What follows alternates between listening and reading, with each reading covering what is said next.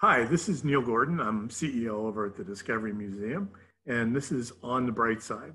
On the Bright Side is a production of the Acton Boxborough United Way, and those of us over at the Discovery Museum are helping out a little bit. We're really pleased to have with us today the town manager of Acton, John Mangiarotti. John is responsible for the management of all the town departments, and he ensures that the town's resources get directed to the best services possible. John, thanks for joining us today. Yeah, thanks for having me. Great to see you. So, as I understand, you're coming up on your 2-year anniversary in Acton, and you probably thought the first year was hard, and now the second year has brought you all of this. But I wanted to ask you, how has the COVID-19 pandemic affected you personally, and what some of the biggest changes you've been experiencing? Yeah, thank you. Great question. Yeah, I didn't even realize it was 2 years until you just said that. It feels like a lot longer. But this is a very busy community to work in, and I'm very proud to be the manager here.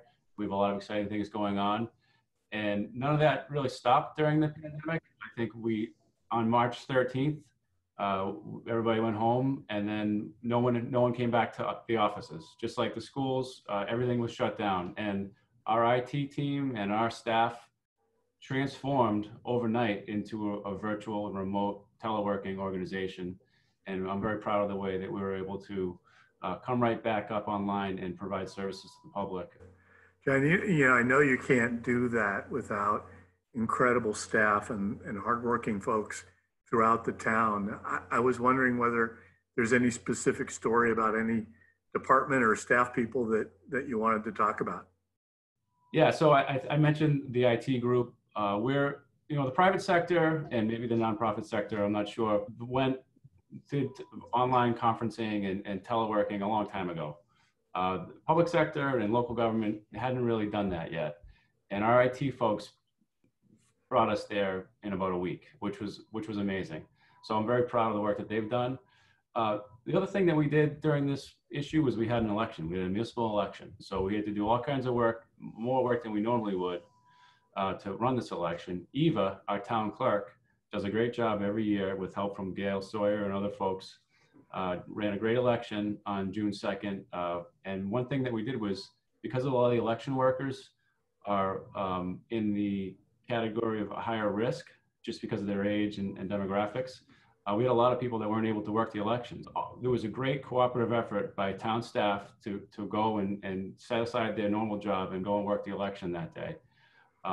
One particular individual, our finance director, Steve Barrett, who has been an employee here for several years, he does a great job running the finances of the town. He also oversees the town clerk's office. And he felt the personal responsibility to make sure it went smoothly that day and help Eva out. So he got there at 6 a.m. before the polls opened, and he was the guy that was escorting voters safely to their polling location. He walked back and forth for 13 hours that day. And then he helped Eva load the ballots and bring it back to town hall and helped her with the counting. So I was really impressed with him and what he did that day. And he told me that he should have worn sneakers. But things like that, those are little things that happen that people don't really know about, but our organization has people like Steve doing stuff like that all the time. So it's really special. It really is. It's wonderful to hear how people from all departments pitched in, helped out, or helping out each other. And we've heard a lot of stories of that kind of effort throughout our discussions.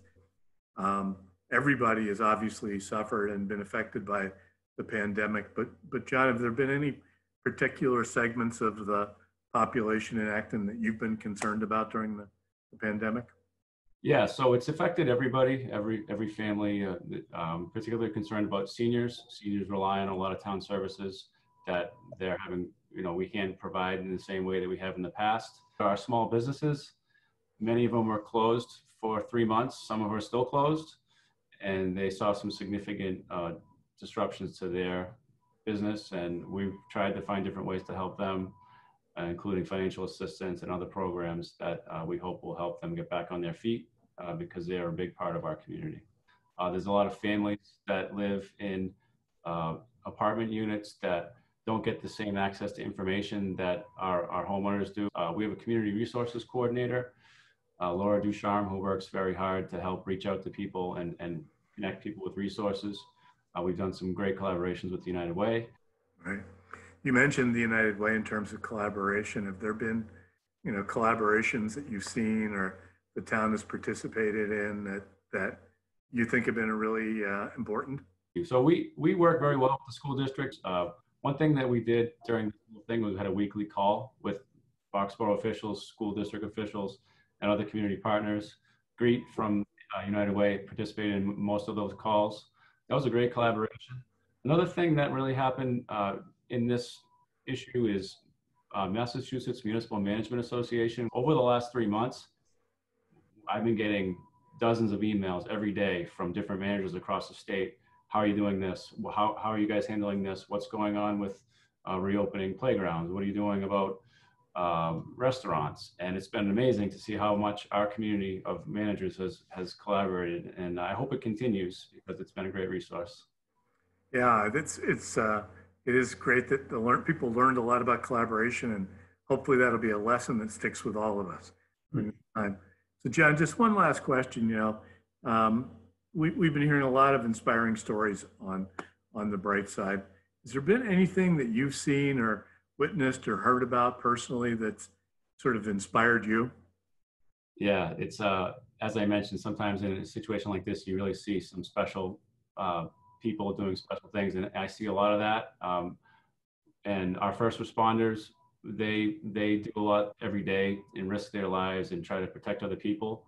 And it's a stressful and difficult job. I was really impressed with how our public safety officials and our dispatchers handled this over the last few months, and they continue to do a great job. One other thing that I think I wanted to mention is that I don't know if you've been to the grocery store or if you did go to the grocery store in mid-March, but it was a very, very unique experience to go to a grocery store in mid-March. And the people that were there, everybody was very tense. And what struck me is the people that are at the checkout lines, the workers, the grocery store workers.